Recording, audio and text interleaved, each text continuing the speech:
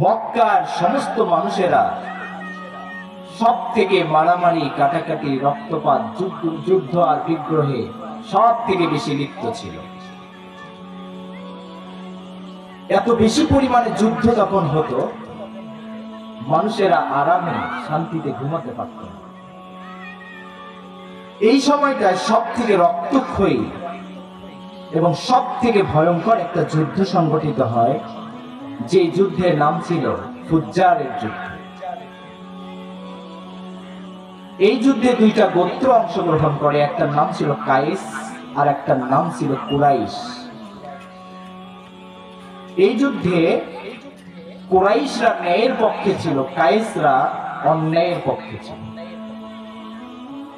এই জন্য আল্লাহর হাবিব সাল্লাল্লাহু আলাইহি ওয়াসাল্লাম এই যুদ্ধে কুরাইশদের পক্ষ অবলম্বন করেছিলেন।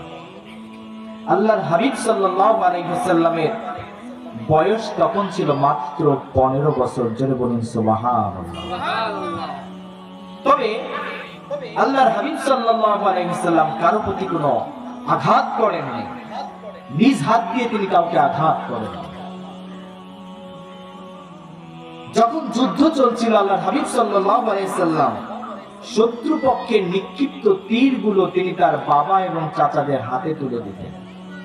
এই যুদ্ধের প্রাথমিক পর্যায়টাতে কায়েসরা জয়লাভ করলেও শেষের দিকে আবার কুরাইশরাই বিজয়ী হয়ে যায়। সন্ধি মারফত পরবর্তীতে এই যুদ্ধের সমাপ্তি টানা হয়। এত বেশি পরিমাণ যুদ্ধ চলার কারণে তখন আরবের মানুষেরা যেমনি ভাবে রাতের বেলা তারা শান্তিতে ঘুমাতে পারত না, ঠিক তেমনি ভাবে দিনের বেলা যুদ্ধ বিগ্রহে তাদেরকে লিপ্ত থাকতে হতো। অশান্তির একটা দাবানলে গোটা আরব সমাজ যখন জর্জরিত, তখন আরবের কিছু স্বাধীনতাকামী মানুষ, কিছু কল্যাণকামী মানুষ, তারা চিন্তা করলো এই সমাজের ভিতরে শান্তি প্রতিষ্ঠা করা দরকার। আওয়াজ দিয়ে বলুন ঠিক না বেশি? এই জন্য তারা একটা আন্দোলন শুরু করলো।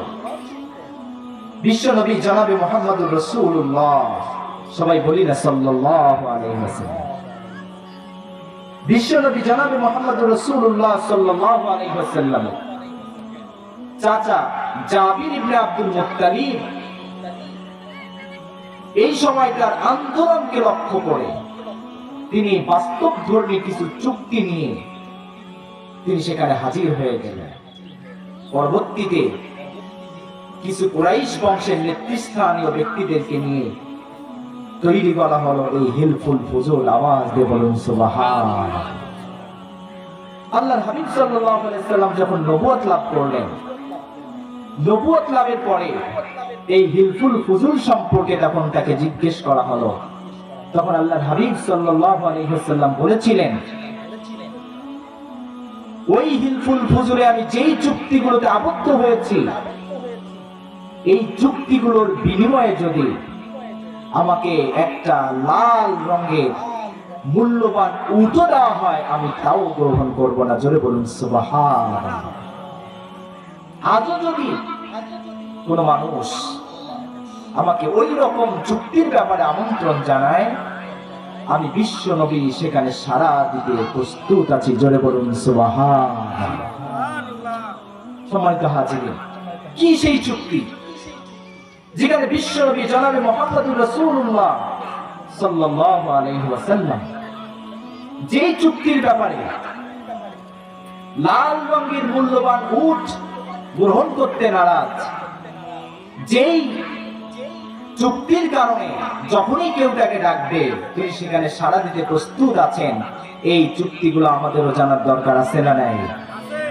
আজকে এই মাহফিল কমিটি, পরবিল মন্থনে হিলফুল ফুজুল মানব কল্যাণ সংগঠন, আমি আমাদের সেই ভাইদেরকেও বলবো যারা বিশ্বনবীর সেই আদর্শিক সংগঠন হিলফুল ফুজুলের নামে আপনাদের এই সংগঠনের নাম রেখেছেন, তাদেরকেও এই উদ্দেশ্য লক্ষ্যগুলো জানার দরকার আছে না নাই? সবাই বলেন আছে না নাই?